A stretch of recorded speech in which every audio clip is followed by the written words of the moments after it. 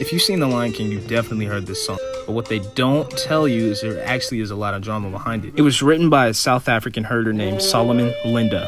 And after selling 100,000 copies in South Africa, it began to gain prominence in Europe and in the States.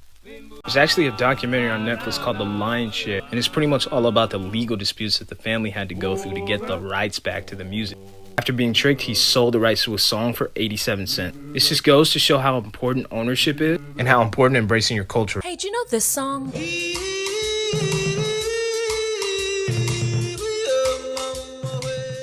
Of course you do, everyone does, but did you know that that song was actually originally written and recorded by a South African artist? Yup, that wasn't the original version, nor is this one or this one. This is the original, and although it's now arguably one of the most famous tunes in the world, and for over 8 decades made a lot of people a lot of money, its composer Solomon Linda actually died penniless and his family so poor that they couldn't afford a tombstone for his grave. So, let's talk about it. Solomon Linda and his group The Evening Birds released Mbube in 1939. It was actually mostly improvised by Solomon during a recording session, and the song Mbube, or Zulu for the lion, was inspired by the group's childhood experiences when they chased away lions that stalked the family cattle. The song became an instant hit in South Africa, and not long after, Solomon agreed to sell the rights of his song to a South African recording company for 10 shillings, less than $2. I know, that's practically nothing, but remember, this was 1939 in British ruled South Africa, and he was a black man. No one got royalties and copyright was unknown. So, when Solomon got the $2 and a job at his boss's packing plant, he thought he'd come out of the deal okay, but that was just the beginning of a big injustice. Gayo, the guy who Solomon had sold to, sent a copy of the song to Decca Records, and from there, Peter Seeger got a hold of it. Mishearing the original lyrics, he changed the title to Wimbowe, recorded it with the Weavers in 1952, and brought it to the top of the charts. The song would go on to be reinterpreted by dozens of American artists without Solomon receiving a dime or credit. In a 2000 Rolling Stone article, South African journalist Ryan Malan wrote about Solomon's story and estimated that his song had earned $50 million for its use in The Lion King alone. And yet, Solomon's family lived in a house with no ceilings. The publicity that the article generated prompted a lawsuit between Solomon's estate and Disney, and in 2004, with the full backing of the South African government, Solomon's descendants sued the Walt Disney Company for its use of his song in The Lion King. In February 2006, Disney settled for an undisclosed sum, but Solomon's estate didn't receive substantial royalties from the song until recently. All in all, this was not a story of theft as much as it was a terrible injustice. Solomon Linda was cheated, but it does bring a smile to my heart knowing that he created one of the most recognizable songs in history.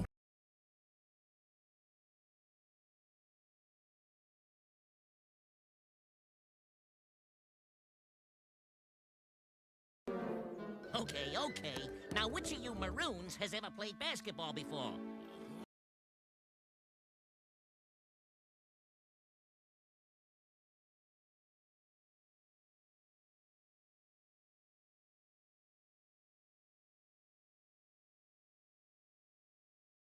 Gogos. They do not look to the United States as a place where they were enslaved, but as a place where they were able to escape as free people, a place they can now freely choose to return to. It is a narrative of resilience and strength. This quote was taken from Rocio Hill, who has been studying a group called the Maskokos as part of her career. But before we get into this message, we must figure out who the Maskokos are and the importance they hold in history. The Maskokos, or first known as the Black Seminoles, were a group of escaped African American slaves that moved their way to Florida, looking for more freedom, and were then taken in by a Native American tribe. The Native Seminoles and Black Seminoles then remained, creating this symbolic relationship with each other. And even though the Black Seminoles were still considered slaves to the natives, they didn't practice racial European slavery, which gave the Black Seminoles a significant amount of freedom. But around 1821, America then took control of Florida, which resulted in the Indian Removal Act, better known as the Trail of Tears, that happened 9 years later. Hence, it pushed them to move to Mexico in order to be fully free of slavery. During their time in Mexico, the Black Seminoles then inherited a new name for themselves, Maskokos, Yet, after settling for some time, they realized a way to earn a living was working for the Mexican government and their military. They worked defending the Mexican border against Native American raids. In return, the Mexican government gave them land to settle in. In 1873, they were rushed into U.S. territory and used alongside the U.S. in defending the country from more Indians that America wanted under their control. In order to keep the Muskokas fighting, America promised them citizenship and land. None of this happened. In the several years that the Muskokas fought in the military for the United States, they returned back to Mexico with no benefits from which they fought for. From the 19th century to the 20th century modern times, Muskokas have since remained in Mexico. Their life, however, is anything but simple. Even though they are settled in land and have freedom, they still struggle with providing for themselves. Hundreds of Muskokas now cross the border to receive temporary working visas. Thousands having to do this work illegally, even though the Muskokas have a past with America and have endured years of slavery with them. They know that this is the only means they have, knowing that their home will forever be Mexico, even if they have to travel far from living. As quoted from Rocio Hill, it's a narrative of resilience and strength. Muskokas still hold on to their own power, and through countless years of mistreatment and still years of struggle, they still are strong in what they must do.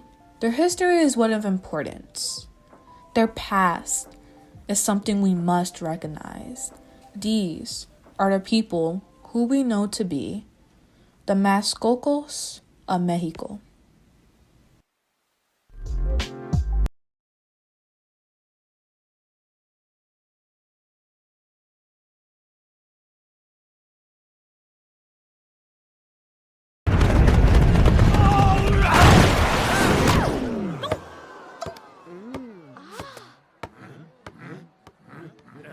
My lords, were you not supposed to put the ball into play? Oh! Ha! Well, no. We were merely demonstrating the traditional the first avoidance maneuver. Ah. I've never heard of such a thing. Excuse me. Who invented this game? What? The gods! Of course. I'm warning you, don't push your luck with this guy. But Tulio, we're the gods.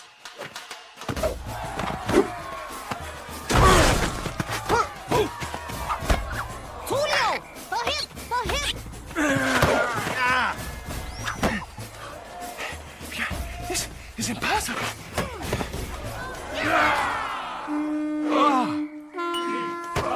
Excuse me.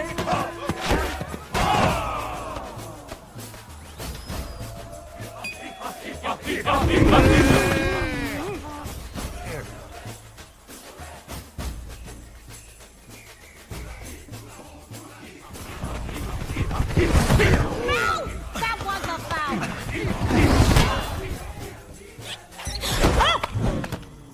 New ball!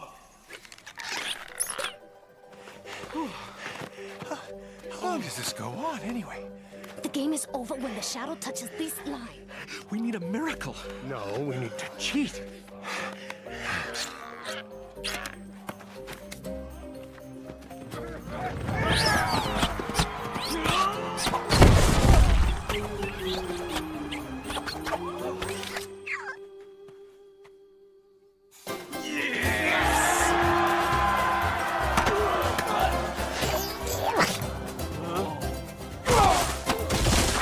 Hey!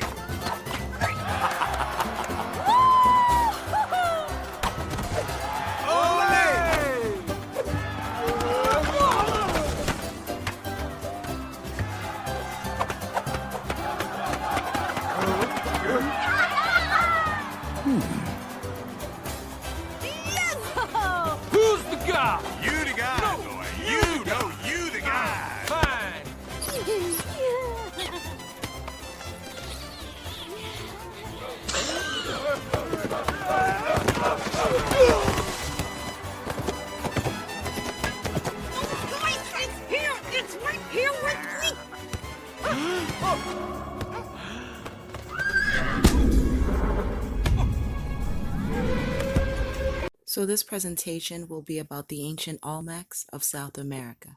And all of the artifacts that will be presented in this video belong to the Olmecs, with the exception of a few that I'll be using for comparison. So there have been a total of 17 Olmec heads that have been found in South America. And the Olmecs are known as the first civilization of America. And the archaeological evidence shows us that the Olmecs were in the Americas as early as 8000 BC. So that would be 10,000 years ago. So the first Olmec head to be discovered in South America was found in 1862 by a man named Jose Medgar.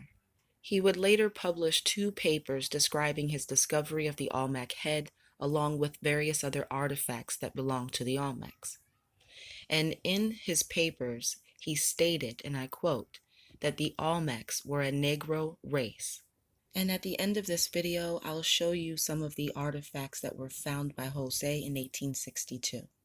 And one of the most important things that the Olmecs ever did was cultivating and producing rubber. The Olmecs were making rubber balls 3,000 years before Goodyear came out with its first set of tires. In fact, the name Olmec means rubber people. So the rubber tree was so important to them that they called themselves the rubber people. Now, the interesting thing about the rubber tree is that it's native to Brazil. And the Olmecs, who were called rubber people, are the ones who brought the rubber tree to Mexico. But we know that the fact that the rubber tree comes from Brazil, this tells us that before the Olmecs came to Mexico, they were in Brazil. And that's why it's no coincidence that the oldest pyramids in the world are found in Brazil. This is a 5,000-year-old pyramid in Brazil that was clearly built by the Olmecs. And I want to be clear about something before moving forward. According to historians who have documented the ancient civilizations of South America, they claim that the Olmecs came first, and then they somehow disappeared, and then the Mayans came after the Olmecs, then they somehow disappeared, and then the Aztecs came after the Mayans. And this is the order given by historians. So these civilizations have been divided in 3 separate groups, and this would imply that they were 3 separate civilizations. But this would be an incorrect assumption, because the people known as the Olmecs, the Mayans, and the Aztecs were all the same people. All 3 of them produced rubber, all 3 of them made the same rubber balls, and all 3 of them played the same ancient ball game. In fact, thousands of years ago, when the Olmecs, the Mayans, and the Aztecs were making rubber balls in South America, the ancient Egyptians of Africa also had rubber balls, and they used them to play multiple sports. So as you can see, we have on the left 2 dwarfs being displayed on an ancient Olmec temple in South America. And on the right, the same 2 dwarfs can be found on Hindu temples all over Asia. And the majority of the archaeological evidence that belong to the Olmecs of South America are almost identical to the ancient artifacts that can be found at Hindu Buddhist temples all over Asia. So we can connect the Olmecs to various parts of Asia like Thailand, Indonesia, Malaysia, India, Vietnam, China, the Philippines, Cambodia, because all of these locations in Asia have the rubber tree. The very same rubber tree that came from South America in Brazil, the very same rubber tree that was cultivated by the Olmecs thousands of years ago. So we can see the migration patterns of the Olmecs, who were known as the rubber people, by studying the migration patterns in the history of the rubber tree. So there have been several masks that have been found that belong to the Olmecs in Mexico. So on the right, we have an Olmec mask, and to the left, we have a mask found in North America and one found in Canada. And there are various types of masks that African people use. There are ancestral masks, funeral masks or death masks, ritual masks. So there are various forms with various functions. But the creation and the use of the mask is indeed an African tradition. So here's the back of an Olmec head, And all of the lines on the back of the head are an ancient script used by the Olmecs. And the same script can be found on the Ogham Pillar in Alberta, Canada. And the Ogham script is almost identical to the ancient cuneiform language. Now, some of you will remember the Olmec heads in Alberta, Canada that Aaron Abraham took pictures of. These Olmec heads are in the same location in Alberta, Canada that we find the Ogham Pillar. So we have two separate archaeological sites, one in Mexico and one in Canada. Both places connect the Olmec people to the Ogham script. We have the Olmec head in Mexico with the Ogham script on the back of the head, and we have the Olmec heads in Canada with the Ogham Pillar in the same location. And the Ogham script is very similar to cuneiform, which is an African language. So this also shows us that the Olmec territory was not just in South America, but it also stretched all through North America, all the way to Canada. And this is no surprise because all of South America, North America, and Canada are all one landmass. The presence of the Olmecs in Canada is so important because the remains of the Clovis civilization in North America were thought to be the oldest known remains in all of America, dating to be roughly 11,000 years old. And then we have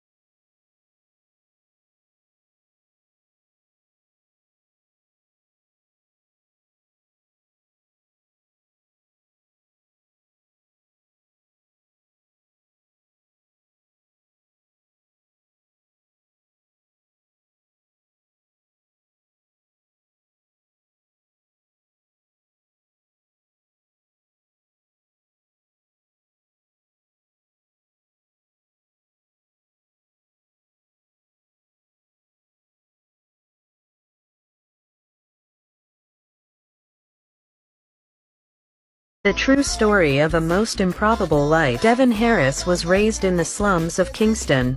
He was a member of his country's first Olympic bobsled team. He has become a top corporate motivational keynote speaker and author. His philosophy is to keep on pushing and never stop dreaming. It's clean entry that time. See how they get down before the first corner? No, look at this. This is a Chinese fire drill to start right here. It's a good thing still not down. He's not down. It's a good thing they don't have to go under a bridge, John. Well, again, all he wants to do is make it to the bottom. As you can see, he's a lot cleaner with the four-man than he is with the two-man, so he's very leery about this big sled.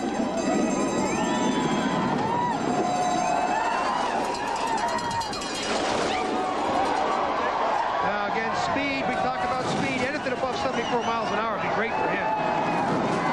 Well, I talked to Dudley Stokes, and he was telling me that he was a helicopter pilot. I asked him if he had done map of the earth flying. That's when the helicopter gets low over the ground and just follows the contour of the land. He says he's done it, does it quite frequently, and he feels like it's helped him when it comes to bobsled training to see those turns and those moves before he gets to them. Well, there he is again, late up that finish corner. Boy, that's bad for your rib cage, I can tell you that. But again, they're down the course twice, 2 for 2.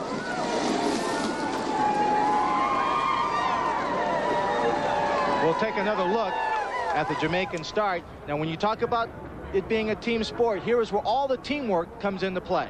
Yeah, the Keystone Cops, the Chinese fire drill, whatever you want. Look at that last step. That's not a power step. Again, this is the inexperienced Lennon. It's like saying, get out of my seat. He's talking right there. Look, that is a big windfall. They're going down at the start. Here we go, guys. But they make it. They're in one piece. Just another piece of the pie, another bit for them to remember about their first venture in Olympic bobsledding.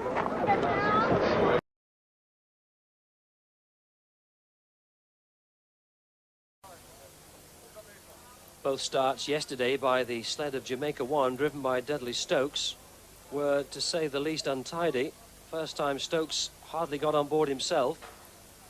And then the second time, the brakeman, Nelson Stokes, at the back, his younger brother, sat down so quickly that he didn't leave enough room for the third place man ahead of him to get his backside down.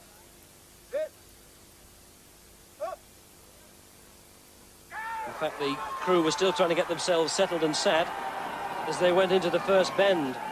Let's see if they can do it a little better today. Well, just about. 5.32, seventh fastest. And they were in 25th place.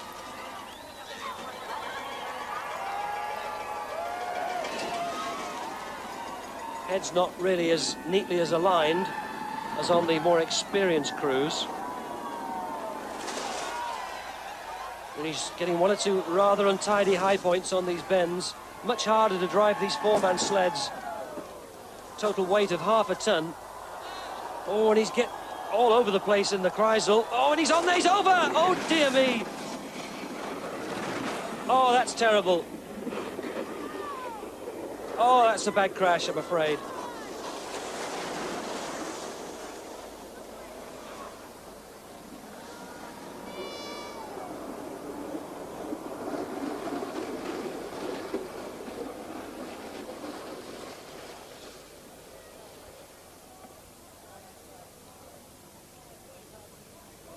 Well, willing hands are there quickly. And we'll have to hope that Dudley Stokes, Michael White, Devon Harris and Nelson Stokes are none the worse for that heart-stopping adventure, because he was really all over the place. Well, he was in trouble almost from the start, Dudley Stokes, this 25-year-old helicopter pilot. This is the really untidy entrance into the Kreisel.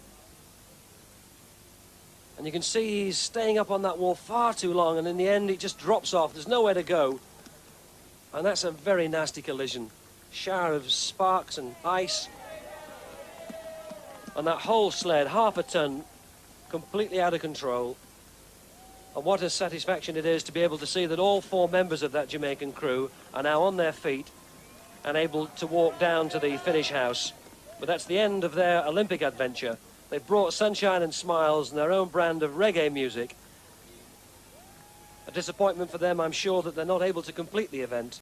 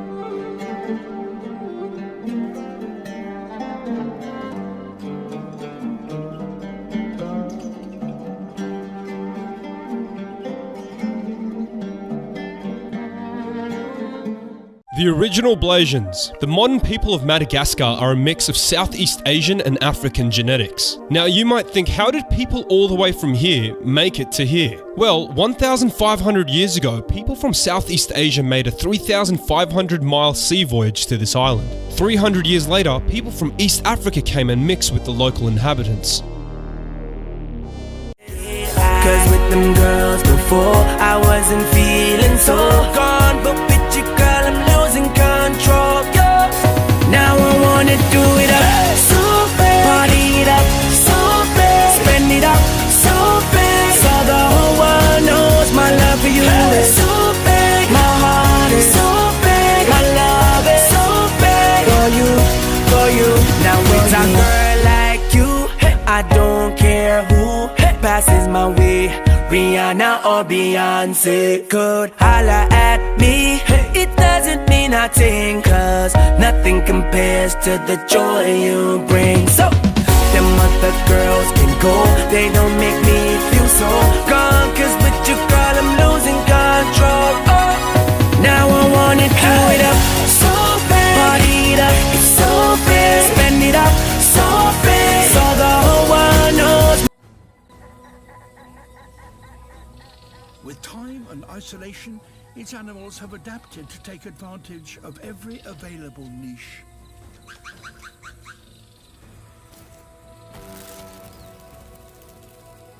The island now has some 250,000 different species, most found nowhere else on Earth.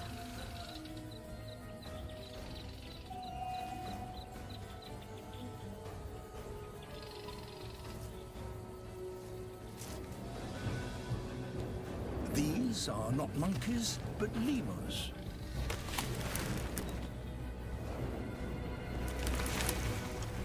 From a single ancestor, about 100 different types have evolved.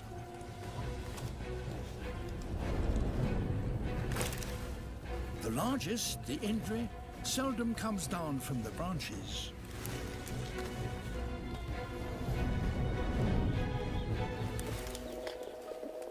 The much smaller ringtails wander in troops across the forest floor, searching for fruit. And tiny bamboo lemurs eat nothing except bamboo.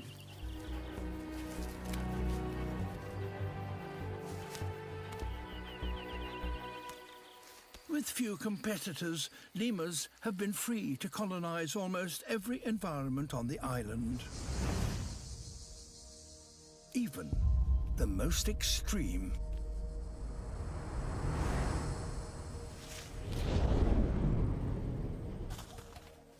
This baby Shifaka has a hard life ahead of it. He's been born in the most arid and hostile corner of Madagascar's vast landscape. If he is to survive here, he has much to learn.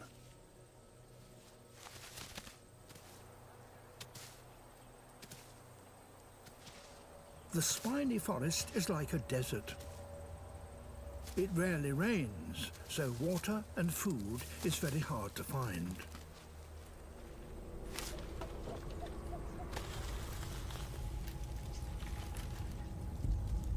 Moving from tree to tree is a perilous business.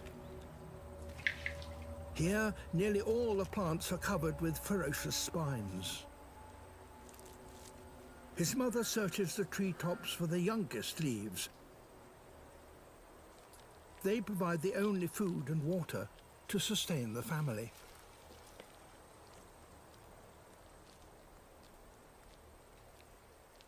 At 3 months old, the youngster is starting to explore.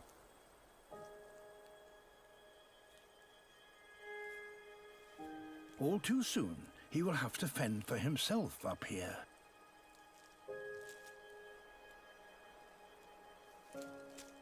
But it's altogether easier to stay on Mother's back.